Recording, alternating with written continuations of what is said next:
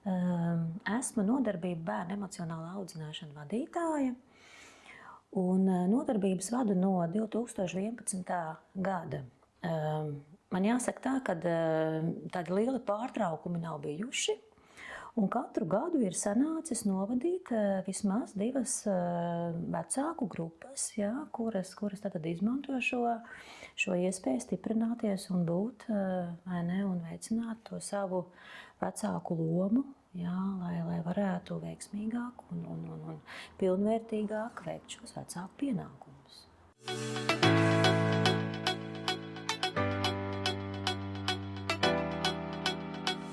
No tādām no teorētiskā viedokļa, vai ne, bērnu emocionāla audzināšana ir diezgan skaidri izstrādāta 10 soļu programma, vai ne, kas ir, manuprāt, ļoti veiksmīgi hierarhiski izveidota, sākot no dzimšanas, jā, līdz 7 gadu vecumam. Un kas ir balstīta arī uz tādu attīstības psiholoģiju, diezgan skaidri, pamatot, zinātniski izpētīta, kas nav, tā teiksim, kaut kur blakus radusies vai kā, bet tur ir zinātniskais pamatojums, vai ne? Un adresāti, kuriem šīs nodarbības ir, tie noteikti ir vecāki, bet tas, ko man gribas teikt, manā praksē ir bijis, Kad tā kā man ikdiena arī ir kā sociālam darbiniekam tieši ar bērniem, kuru vecākiem uz kādu laiku ir pārtraukti šīs aizgādības tiesības. Pie manis grupā ir arī bijuši vecāki, kuriem bērni uz kādu laiku nav.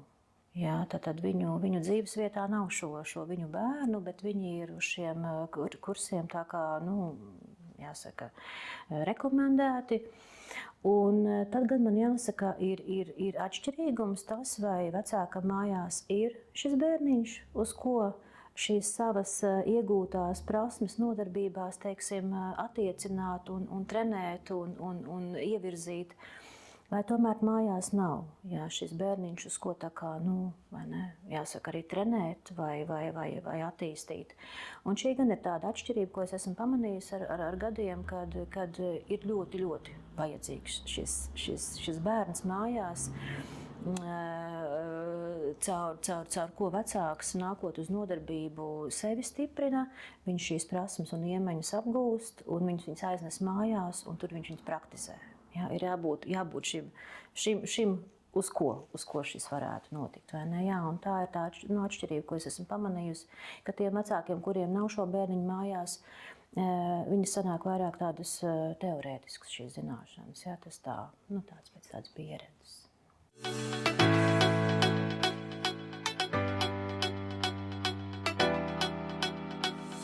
Es pat teiktu, ka tāds ļoti konkrēts vai konkrēti gadījumi droši vien būtu pat grūti man tā nodefinēt. Bet ko es noteikti varu teikt, ir tādas divas arī pēc tādas prakses, ko esmu piedzīvojis. Viens ir tāds preventīvais, kad vecāki nāk un viņi saka, kad man ir bijis pat arī grupā tētis, ja nemaldos, pat 2 tēti, kuri nāk, kuriem vēl bērniņi nav dzimuši. Un viņi nāk ar domu, ka viņi grib dzirdēt. Jā, un tas viņiem ir svarīgi, un viņi to ir tā kā par labu esam tā kā sapratuši priekš sevis. Un otrs, protams, tas ir viens ir tas preventīvais, kas ir ļoti būtiski un svarīgi. Tad pirms vai varbūt, ka pat nav mājās 3-gadnieks, bet mēs varam runāt par to, tad viņam tuvojās šie 3, jā, tā kā tur tāds preventīvais tāds process. Un otrs ir, protams, skaidri, kad šajās nodarbībās ir vecāki, kuriem ir ļoti skaidrs bērnu emocionālās uzvedības, grūtības, kur viņi saka, es nezinu, ko ar to darīt. Jā, man ir nepieciešams padoms, man ir nepieciešams dzirdēt, kā man pareizi darīt, vai ko es nepareizi daru, vai vēl kaut kā. Līdz ar to ir ļoti, ļoti tā, es teiktu, tādi 2 tie lauki. Jā, viens ir preventīvais lauks, un otrs ir tad, kad jau ir tā grūtība, kur es nāku konkrēti, jā, ko man ar šo gadījumu vai konkrētu uzvedību darīt.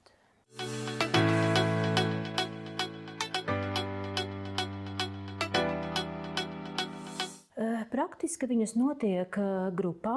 Un es uzskatu par to par tādu ārkārtīgi lielu fenomenu, jo grupa ir ārkārtīgi pozitīvs pienesums teiksim, katram no grupas dalībniekiem. Ja sākotnēji, protams, grupā esot šķiet mulsi, jā, jo tur iespējams ir nezināmi tie vecāki vai kā citādi. Tad, protams, arī pēc tādas grupas dinamikas mēs zinām, ka sākotnēji mēs esam svešinieki, tad mēs tā kā vai ne sapazīstamies, un tad mēs vispār esam tik ļoti kopā, un beigās mēs negribam šķirties. Un šādā veidā šī grupa ietekmē vecāku pēc būtības. Jā, tad ne tikai tas viens vadītājs, kurš ir, bet arī pārējie vecāki. Jā, tā miedarbība, kas notiek. Un praktiski arī šī nodarbība paredz grupā līdz 12 cilvēkiem. Es tieši tā arī praktizēju, kad ir no 10 līdz 12 šie dalībnieki. Un es šo skaitu esmu arī par tādu labu esam atzinusi, jo šīs ir nodarbības, kur šī individuālā pieeja vecākam ir ļoti būtiska. Jā, šeit nevarētu būt, ka kāds no vecākiem paliek ārpus. Jā, skaidrs, ka tās ir arī tādas individuālas katra cilvēka vai ne, personības īpatnības, ja kāds vairāk runā, kāds mazāk, kāds ir ekstravertāks, kāds introvertāks. Bet aicināt izteikties, aicināt būt grupā, aicināt dalīties ar to, ko viņš piedzīvojis vai piedzīvo, vai ir kaut ko vai ne, tā kā atskāris, tas ir ļoti būtiski. Un šis ir tam skaitam atbilstoši. Jā, šeit var šo darīt, šis sanāk.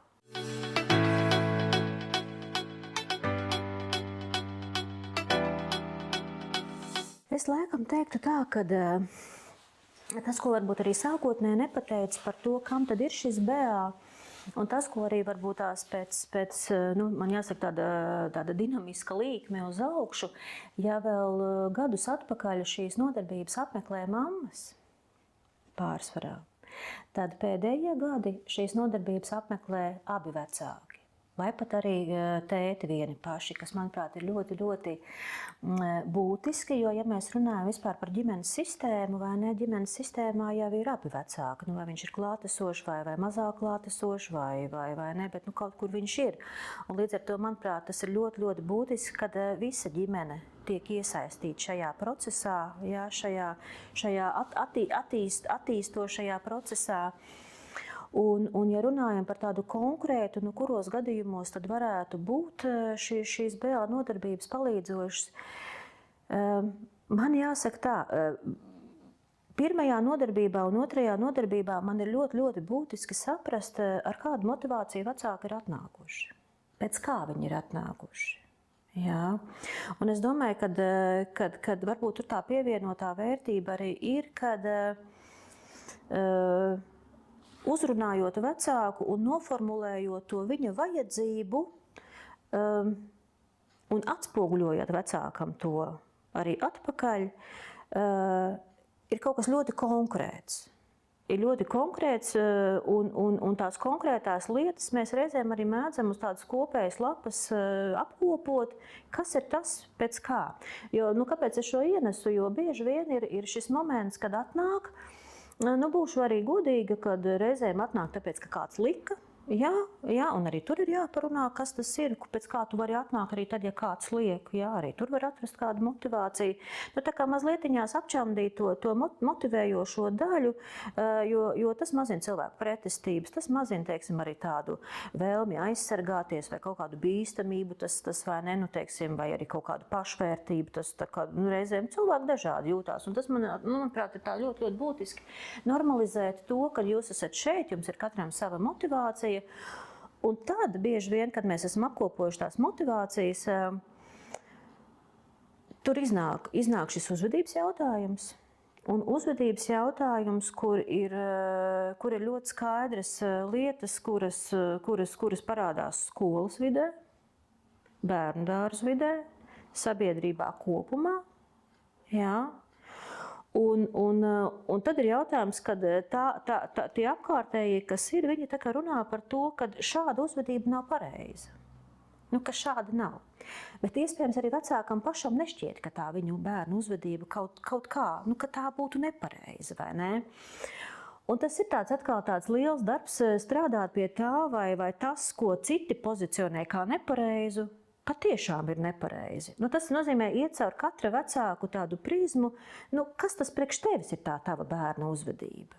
Jo būsim jau arī godīgi, kad šobrīd sabiedrība ļoti spoguļo katru, varbūt es tā pārspīlētu arī, bet tādu katru niansi, kas varbūt nav atbilstoša kaut kam vai kas sagādā kādam citam grūtību, ja, ka tā ir jālikvidē.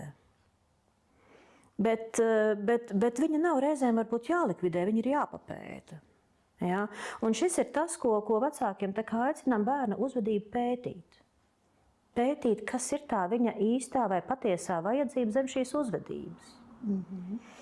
Un uzvedība ir viens no tiem laukiem, jā, kurš man jāsaka, es teikšu laikam tāpat, tas ir tāds primārākais, jo caur uzvedību iet ļoti daudz citas lietas, vai ne? Agresivitāte, dažādas emocionālas reakcijas, ja, kas ienāk, piesaists jautājumi, vai ne, pašvērtējumi jautājums, bet tas viss, ja mēs paskatāmies katru tēmu, ko šis BA ienes, viņš iet caur uzvedību.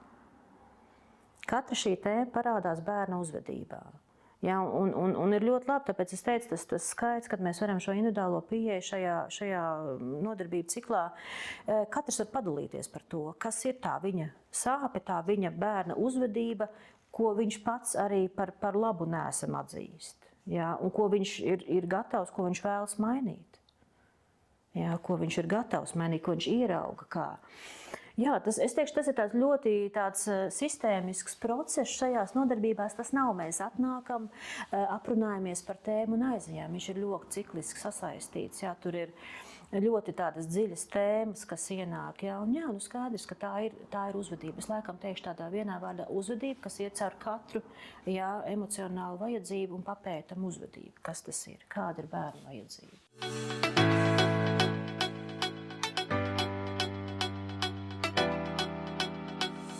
Šī programma ir, manuprāt, ļoti veiksmīgi balstīta uz soļiem, un katrā solī ir ļoti daudz praktisku uzdevumu.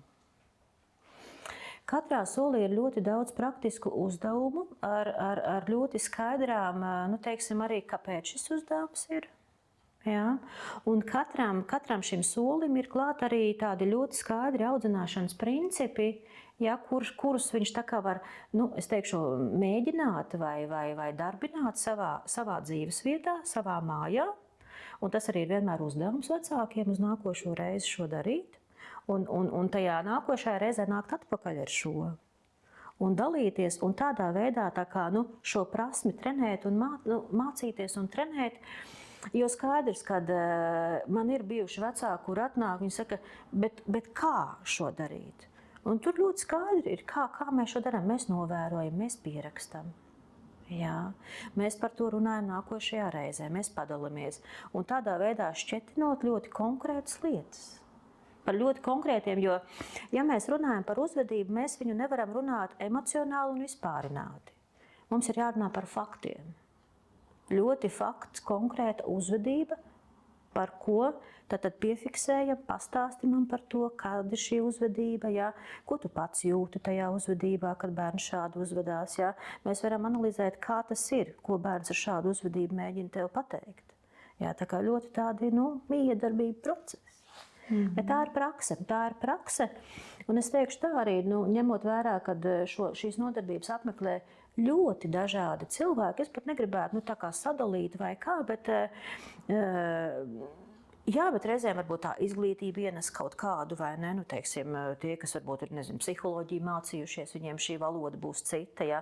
Ir vecāki, kas ir ļoti vienkārši savā, un viņi, līdz ar to arī šī valoda ļoti bieži ir ienesama tā, lai cilvēks saprot, par ko šeit ir tā runa. Jā, vienkāršiem vārdiem runāt un aiznest līdz tam vecākam klaunu. Kaut vai tāda vienkārša elementāra lieta. Man tas, kas nāk prātā vienā no pēdējām nodarbībām, man atnāk mamma un saka, ka man bērns ik pa laikam viņam nāk histērijas lēkmes virsū, jo tur ir saistībā ar māsas ienākšanu ģimenē. Vai ne? No vienas puses mēs tā kā varētu teikt, jā, tas ir tāds psiholoģiskais moments, vai ne, tur ir jauna bērna ienākšana un tā tālāk. Bet tomēr mēs varam papētīt, kas notiek ar to bērnu. Un mēs ar to mammu divatā sēžam. Pēc nodarbības reizēm arī tā mēdz būt, jā, kad mēs aprunājamies arī individuāli. Un viņi man pastāsta par to, ka jā, kad līdz ko ir māsa ienākusi, tā bērns ir kļuvis tā kā raudulīgāks un vairāk, teiksim, tā kā tāds pielīpošāks un mēls. Un mēs izrunājam cauri tātad, pēc būtības, kā tev pašai šķiet. Es viņai jautāju, kas ir tas, ko tev bērns grib. Un es teikšu tā, ka ja reizēm vecākiem šķiet, ka viņi nezina, es vienmēr esmu teikusi, jā, tas nav tik vienkārši, tas ir darbs ar sevi, bet ļoti daudz, un es teikšu, iespējams pat visas atbildes ir mūsos. Mums ir tikai jāsajūt. Mums ir jāsajūt, kas ir ar to manu bērnu. Un man tā mamma saka, droši vien jau, ka tā māsas ienākšana ir tā, kad viņam ir mazāka uzvedība. Bingo, tieši tā, jā. Viņa uzvedība ir skaidrs signāls tam, kad man mammas ir par maz. Jā, un ko ar to darīt? Mēs atkal ejam nākošo soli tālāk. Mēs padalām laikus. Jā. Mazam bērnam, kamēr mazais bērns guļ, jā, tad ir iespēja pavadīt 100% laiku ar to, kuram tā uzmanība ir vajadzīga. Jā. Tā, es teikšu, grupu nodarbība, bet tomēr ļoti, ļoti, ļoti individuāla pieeja. Jā, un tas, ko minēja par to ģimenes iesaisti, abu vecāku iesaisti, man liekas, tas ir ārkārtīgi brīnišķīgi. Ārkārtīgi brīnišķīgi, un, protams, esmu novērojusi, ka tētu iesaistīšanās mēdz būt mulsāka, varbūt tāda pat ar vēlmi vairāk aizsargāties, vai varbūt noliegt vairāk, vai ne, kad ir kādas grūtības un tā. Bet tas ir tik cilvēcīgi, manuprāt, jo mēs jau vēl esam tikai tādā attīstībā, kad arī tētiem ir tikpat 50 un 50, jā, un protams, tas šobrīd notiek ļoti, ļoti. Bet tai pašā laikā es teikšu, nevar teikt arī, kad mēs tāda sabiedrības daļa, jā, tad, kad ir zvans no kādas iestādes, kam parasti zvana? Mammām, vai ne? Tad, kad ir zvans no ģimenes ārsta, jā, bieži vien ir mammām, jā. Un šis man liekas, kādēļ? Jā, mēs jau paši tā kā mazliet arī tētus atstājam aiz bortnēm, viņi ir jāliek tālāk, jā, viņi ir jāaicina, viņi ir tepat, viņi ir šeit līdzās. Un, protams, tā ģimenes sistēma skaidrs, kad stiprināt var arī tad, ja iet viens nodarbībā. Ģimenes sistēma mainās, tas notiek, bet tad, kad iet abi, jā, tā dinamika ir stipri vien ātrāk vērojama, jo tomēr tas, ko dzird viens un pēc tam atstāsta mājās, bieži vien ir tomēr tā cilvēku stāstījums. Jā, bet dzirdēt abiem vienu stāstījumu un pēc tam viņiem mājās to miksēt kopā, jā, tas ir kaut kas cits jā, atkal. Un, protams, ka tā iesaistīšanās ģimenei savstarpējo attiecību stiprināšanā, jā, jebkurā gadījumā, manuprāt, šis fenomens ir tā kā viņš ir jāstiprina vai viņš ir jānes ārā, jo šīs ir vecākiem nodarbības. Un tad es tiešām, un tas, ko es varbūt vēl varētu teikt, pirmos gadus noteikti tās bija mammas, kas nāca vairāk, un tad arī tā vai ne, mammu pienesums ir no mammas kurpēm skatoties, un mammas vai ne, tā ir loma atkal, kas ir, bet tad, kad ienāk tētis grupā, jā, viņš fantastiski ienes to vīrišķo daļu, kas ir tā tēta loma, jā, un tas atkal pilnīgi citādāk nomiksē, jā, un vispār ieraudzīt to bērnu audzināšanu kā tādu no abām kurpēm. Jā. Tas ir fantastiski. Un varbūt man gribējās vēl pateikt par tādu bieži vien, tas, ar ko esmu saskārusies, protams, ir vecāku nogurums, vai ne? Es pat teiktu arī, es atļaušos to vārdu lietot, varbūt arī tāda bezcerība, spējā ietekmēt bērnu uzvedību. Jā. Un tas, ko varbūt tās arī bieži vien mammas kaut kādā mērā, iespējams, tie ir kaut kādi pagātnes musturi savās ģimenēs piedzīvoti, kad atbildība tiek uzņemta 100% tā kā vienam vecākam. Un šis arī vienmēr ir tas, par ko es runāju, kad, ja ir divi vecāki, tad mēs arī bieži vien runājam par ģimenes sistēmu kā tādu, par ģimenes funkcijām, par ģimenes pienākumiem, par lomām. Jā, kā tas ģimenē, kā tas ir jūsu ģimenē, kā jūs sadalat pienākumus, kas ir ļoti būtisks faktors. Un tad arī aicināt to vienu vecāku, kuram iespējams ir tie 90% atbildības, tomēr padalīt ar to otru. Tas ir godīgi. Jā. Un šis arī reizēm no mamām nāk, jā, bet kā tas ir? Un tā ir atkal praksa. Tas nenotiks tāpat vien, kā es saku, tas ir musturs no bērnības. Tas nāk, jo tāda ir viņu piedzīvotā pieredze, ja, kad iespējams viņu mammas ir uzņēmušās tādu 100% to atbildības nešanu, bet šeit ir iespēja mainīt, ja, un tas mazinātu pašu neapmierinātību, tas mazinātu arī tādu izdegšanu pašam, jo tas nogurums, bērnu audzināšana, es vienmēr esmu teikusi, neviens jau nav teicis, ka bērnu audzināšana ir vienkārši un viegli. Ja jau tas tā būtu, tad jau mēs vai ne, nē, noteikti, ka nē. Tā ir ļoti enerģiju, resursu paņemošu, un šis arī ir viens no tādiem, ko bieži vien arī tādā nodarbību ciklā ienesu vecākiem pašiem tādu savu resursu stiprināšanu vai, es pat teiktu, izcelšanu. Jo skaidrs, ka tad, kad vecākiem pajautā, bet kā jūs paši stiprinaties? Kā jūs paši atpūšaties? Kad jūs pēdējais randiņā bijāt? Jā, tad ir tā, man atkal nāk prātā viens pāris, kuri tā kā nāca abi bērnu emocionālas audzināšanas kursos, un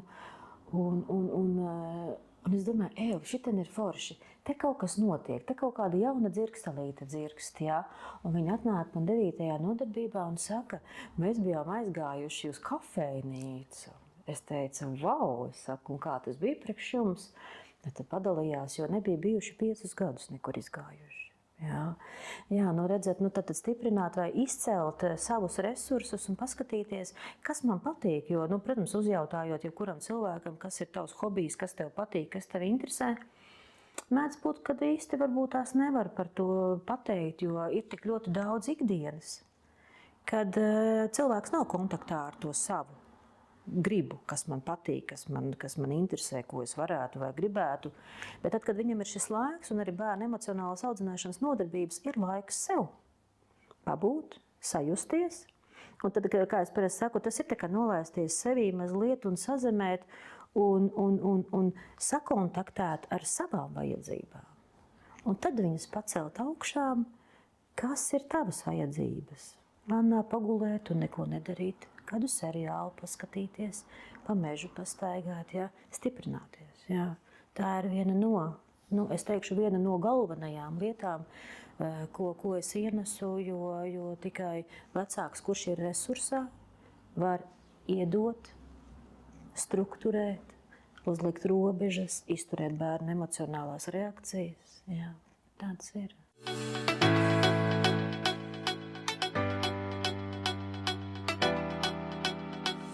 Jā, to, ko jau minēju iepriekš,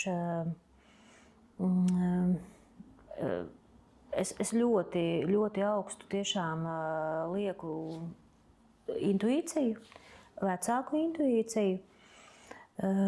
Un ja ir iekšēji kaut kādi signāli par to, ka man ir vajadzība, vai es redzu vai jūtu sava bērna kaut kādā uzvedībā vai kaut kādā attīstībā, kaut ko, kas man nav saprotams vai skaidrs, es domāju, ka šis varētu būt viens no signāliem, ka man vajag sevi stiprināt, ka man vajag sevi papildināt, man vajag saprast, kas tas ir.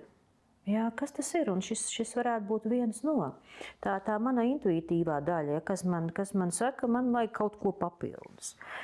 Tad noteikti, ko vienmēr arī saku, ne jau visiem mums tā intuitīvā daļa ir tik dzīva un tur runājoša vai ne un tā.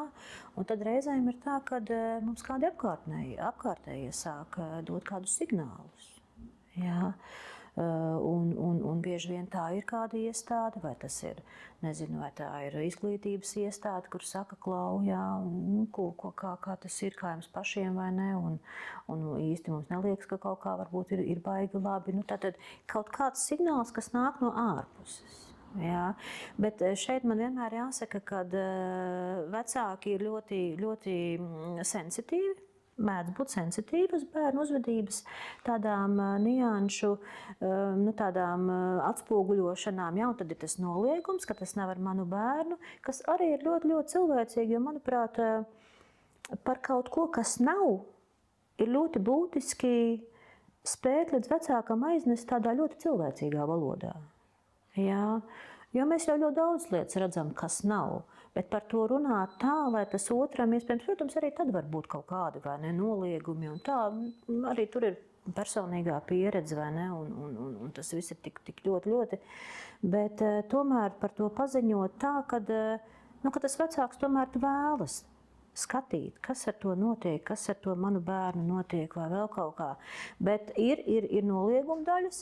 Man jāsaka, aiz tām nolieguma daļām bieži vien jau ir pieslēgušies kādi atbalsta personāli, sociālie dienesti, kuri jau mazliet ar to formātu, kad vajag iet. Jā. Un tad bieži vien arī atnāk vecāki ar pretestībām. Jā, man lika. Un šis ir ļoti, ļoti būtiski. Sākumā es esmu to sapratusi jau gadus, vairākus gadus, ko jau var ienest šeit intervijā, runāt par motivāciju. Kas ir tava motivācija šeit atnāk? Tas, ka kāds lika, tas ir kaut kas cits.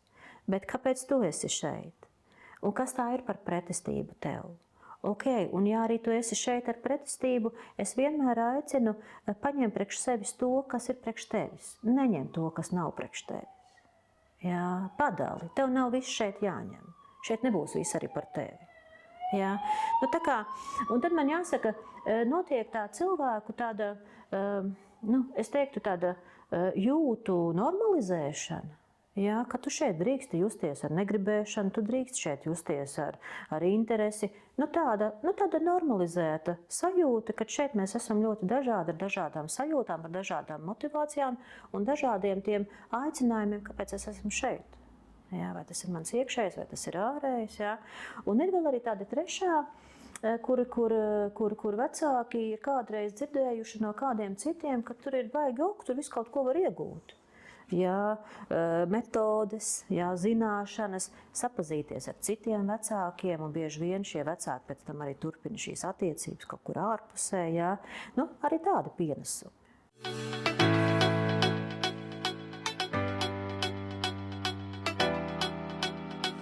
Noteikti es teikšu, tā kā mūsu projekts vai ne, ir bāzēts uz posmiem. Vai ne? Tātad, un katrā no šiem posmiem ir, man jāsaka, tādas vecuma posmam atbilstošas vajadzības bērniem. Un ņemot vērā, ka BA programma ir tomēr arī vērsta uz to, kad, kā jūs arī sākotnēji teicu, vai ne, no dzimšanas, un tad ir katra tā tēma, kas ienes, un viņa papildina katru nākošo. Vai ne? Un man jāsaka, kad varbūt tāda mana vīzija šajā projektā būtu no vienas puses tas ir bērna vecuma posms, kas ir no dzimšanas līdz 3 gadiem, vai ne, un tad ir no 3 līdz 7, un vai ne, tie dažādie posmi, kad iespējams, kad šajā projektā šie vecāku, kuru bērniņiem atbilstoši vecumam, tas varētu būt tā, ka tad ir arī šīs BA nodarbības vecākiem, kuru bērna vecumi ir no 0 līdz 3 gadiem, no 3 līdz 5 gadiem un no 5 līdz 7 gadiem. Un nevis tāpēc, ka mēs nerunātu par iepriekšējo vai par nākošo vecumu posmu, bet fokusu liekot uz esošo. Jā. Un skaidrs, ka viņš ir gan preventīvs, gan uz šo dienu esošs tas pienesums, bet vairāk es fokusējot uz to vecumu, kas man ir mājās. Jā, un, protams, ja tur ir bērni ar dažādiem vecumiem, jā, tad tas atkal ir kaut kā integrējams un skatāms, kā tas reāli ar ikdienā vecākiem vai ne ir.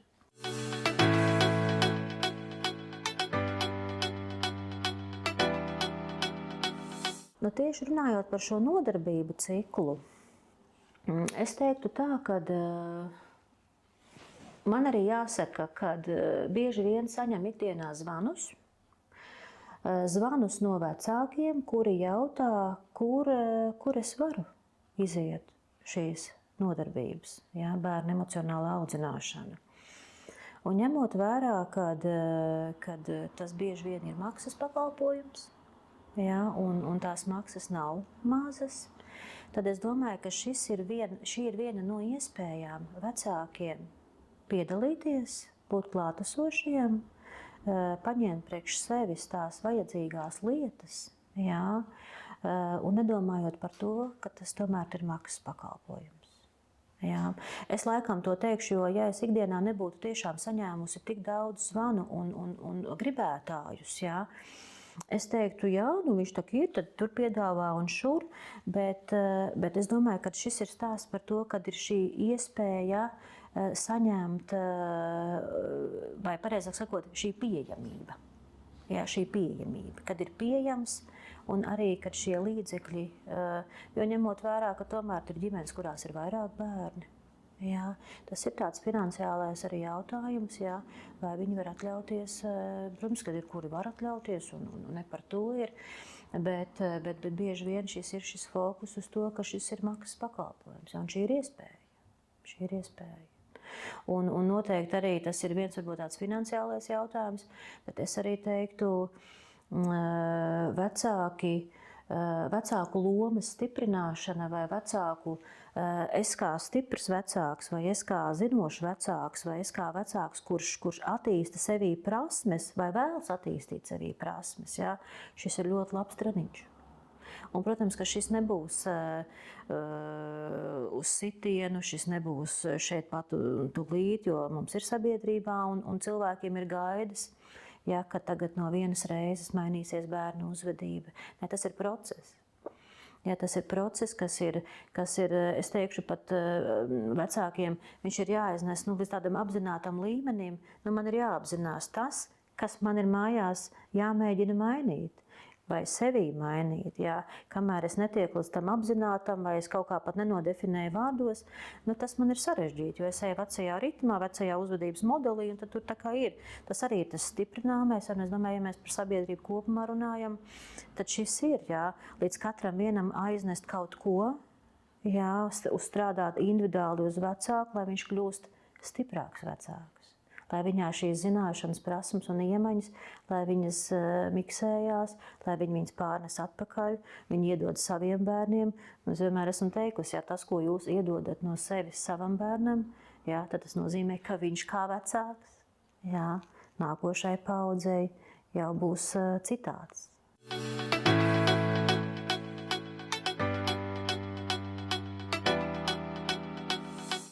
Man tāds pirmais, kas man tāpat, vai ne, tāds smalkums,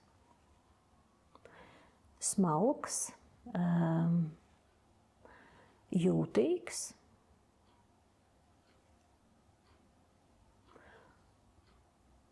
un stiprs. Un es laikam tos 3 vārdus arī tādā dinamiskā secībā nosaucu, jā, caur to smalko. Es laikam to tā kā pat gribētu vēl dziļāk, tā kā smalki. Tas nozīmē, jo tas mans smalkums ir caur tādu piekļūšanu cilvēkiem, jā, kas ir tā kā pieskarties pašam vecākam, vecāku pieredzēji, vecāku būtībai, vai ne, vecāka arī reizēm traumatiskām pieredzēm, kas ir diezgan vai ne tik vienkāršas un vieglas un tā tālāk. Tas smalkums, tā empātiskā daļa, tad ir tas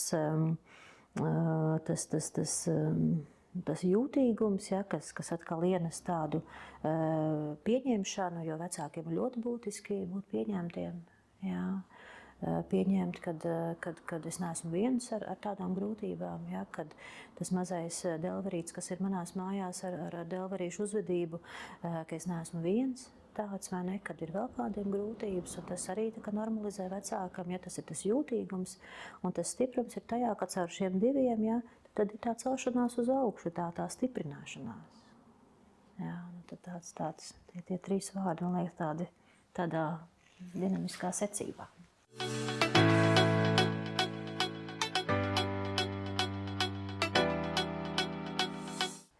es laikam tādus 2 pirmie man jau uzreiz izšāvās tā pilnīgi, jā. Klausīties. Un klausīties, to es domāju, dzirdēt. Jo reizēm tad, kad es klausos, es savā galvā jau kaut ko domāju.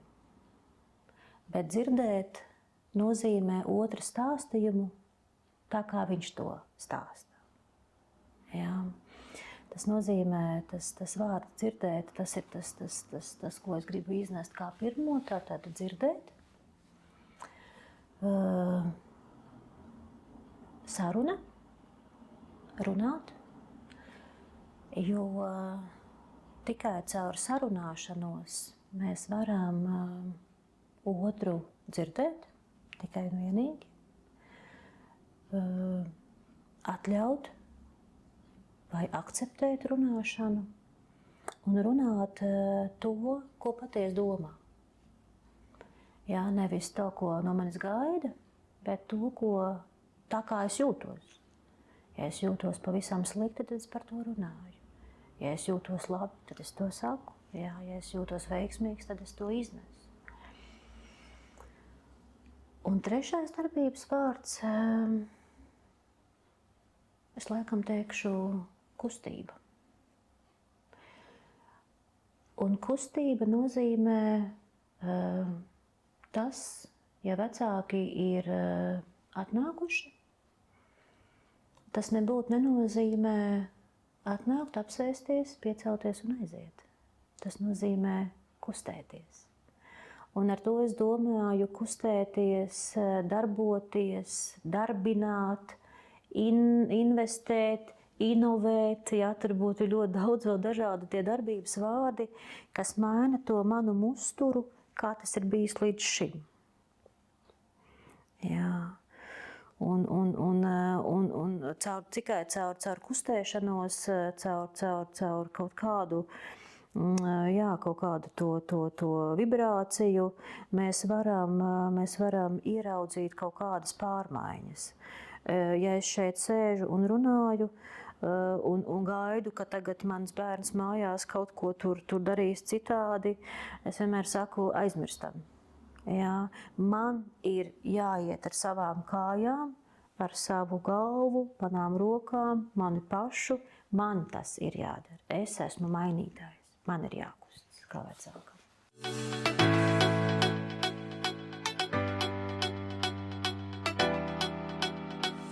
Jā, tā kā man tomēr tā ikdiena vairāk sanāk arī ar cilvēkiem, kuriem ir sadarbība ar sociālo dienestu, es vienmēr aicinu viņus painteresēties savā pašvaldībā, jo katra pašvaldība kādā brīdī organizē bērnu emocionālās audzināšanas nodarbības, jo to arī paredz, jo vecākiem ir jābūt iespējai šos kursus iziet. Jo man jāsaka, bieži vien viņi arī ir kā rekomendācija, tad, kad bērniem ir uzvedības problēmas. Un tad, ja ir rekomendācija, tad kaut kādā mērā ir jābūt kaut kur arī šai iespējai. Tad es, ko daru, es vienmēr aicinu painteresēties tādā savā sociālajā dienestā, savā pašvaldībā ar jautājumu, vai tiek plānots, jā, un kad tiek plānots, un kā tas vispār izskatās. Tad, protams, ir vēl arī dažādas citas nevalstiskās organizācijas, kuras piedāvā šādus dažādos projektos startējot, arī šādas nodarbības tiek piedāvātas, bet tad es vienmēr arī saku tā, ka tad ir jājautā kaut vai, internetzīlēm, teiksim, bērnu emocionāla audzināšana vai Liepāja, tad ir kaut kad arī izmet kaut kādas organizācijas, kuras piedāvā. Protams, līdz šim bija arī centrs Dārdedze, kurš piedāvāja šos kursus vecākiem, tie gan ir tādi maksas kursiņi, bet tā arī ir iespēja. Bet, lai es varētu pateikt, ka ir tāda diezgan skaidra vieta vai skaidra vietne, kur mēs varētu saņemt informāciju, kur šādus kursus, es teikšu nē. Jā, es teikšu nē. Bet es primāri laikam teiktu, ka tā ir sava pašvaldība, kurā ir vērts painteresēties sociālajā dienestā primāri, Jā, un arī iespējams, ka ja viņi paši neorganizē, tad viņi varētu būt kā tādi sadarbības partneri kādai organizācijai, kas šo nodarbību ciklu tā kā vada.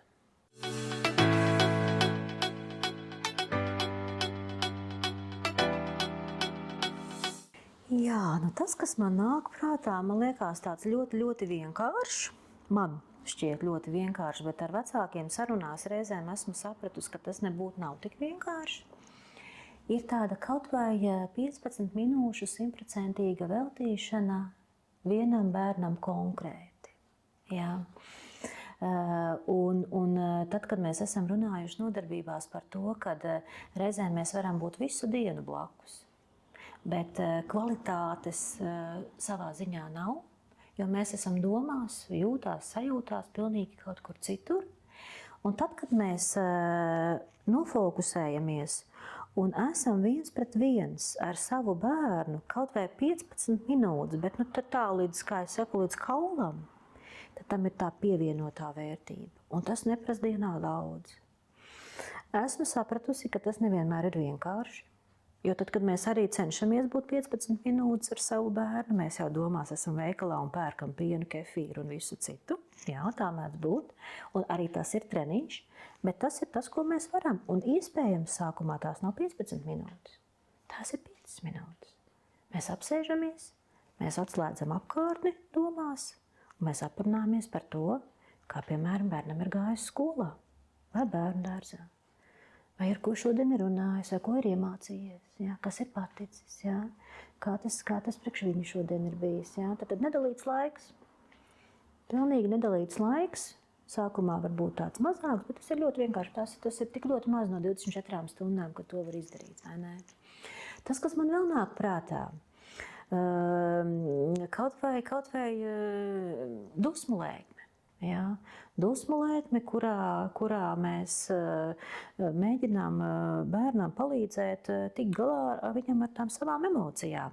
Un tā ir vienkārša apsēdināšana, vai ne? Apsēdināšana kaut vai uz krēsliņa vai kāda vietiņa, kas viņam ir, un viņam ļaut pasēdēt. Viņam ļaut pasēdēt, un protams, redzi, tas, ko es visu saku, ir arī stāsts par pašu vecāku. Vat spēt to, kā viņš tur pasēž, nodrošināt. Jo bērni bieži vien viņš grib celties augšā, bet mums ir atkal jābūt 100% klātesošam, ka viņam ir 5 minūtītes vai 10 minūtītes jāpasēž uz krēsliņa, un tai emocijai ir jānoiet. Mēs varam bērnam nolikt pulkstenīti blakus, lai viņš var to savu laiku pakoriģēt. Ja?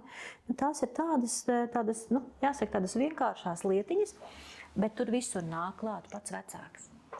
Tur visur ir klāta vecāks, un man bieži vien ir bijis nodarbībās, kad vecāks saka, es to nevaru izturēt.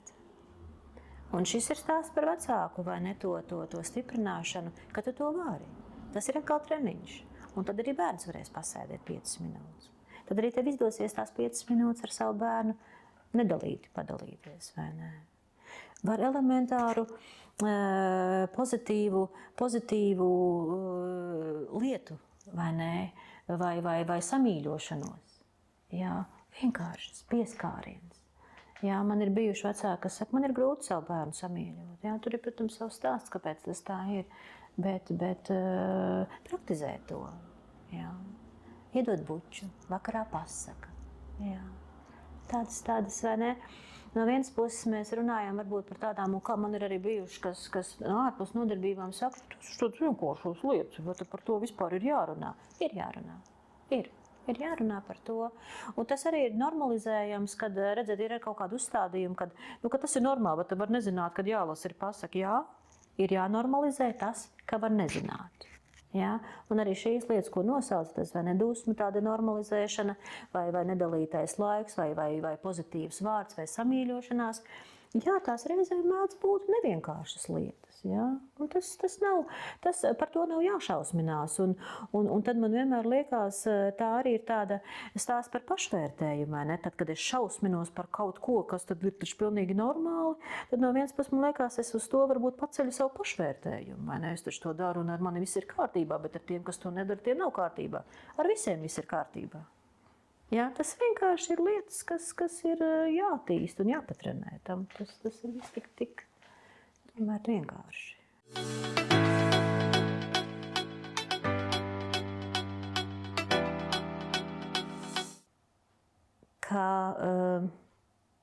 Kā vecāku loma ir viena no lomām. Un, protams, līdzīgi, ja es esmu darbinieks ar savu lomu, kur es saskaros ar kaut kāda veida grūtībām, es meklēju vai cenšos meklēt risinājumus, es cenšos situācijas mainīt, vai par labu esam vērst, vai vēl kaut kā.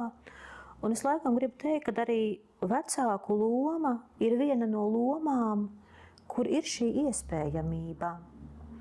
Kad,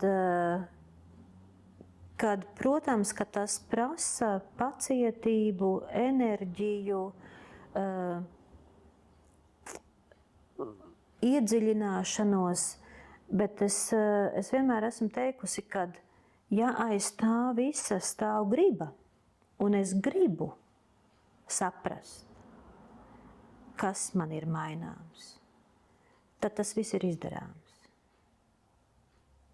Grūtāk ir tad, kad es nevaru to gribu iedarbināt, jo es esmu pagurušāks, es esmu izdegušāks, es esmu vēl kaut kā citādāk, vai ne, un man nav tā spēka. Tad tas atkal ir cits stiprinājums. Bet man gribas teikt, tai vecāku lomai ir iespēja, ir varēšana, un tas ir tāpat kā citās lomās, tas ir iespējams. Jā. Un man ir bijis, kad no nodarbībām aizejot, vecāki dalās par pārmaiņām, kas ir notikušas bērnu uzvedībā, un liekas, šeit viss notiek. Šeit viss notiekās, un tas ir iedarbinājies. Tad ir šī prakse, šī praktizēšanās un darbošanās, un darot, notiek. Jā, un šī loma tiek stiprināta. Jā, tad es domāju, ka tā izdošanās, tā ticība tam, ka man izdosies. Jo tomēr, jā, arī šobrīd tā runājot, es tā atskārstu, ka bieži vien tomēr tā lielākā daļa vecāki ierodas ar tādu, jā, tas vārds, es negribu viņu atkal atkārtot par to bezcerību, ietekmē to bērnu uzvedību, bet par tādu, es pat teiktu, laikam tādu neticību sev, kad viņam izdosies. Un man vienmēr šis gribas sākumā, kad izdosies. Tev ir jāgrib, un tad izdosies. Jā, tas, ja es gribēšu tikai, tad visticamāk varētu neizdoties. Bet ja tu gribi kā vecāks, tad tev izdosies. Ne uzreiz, bet būs.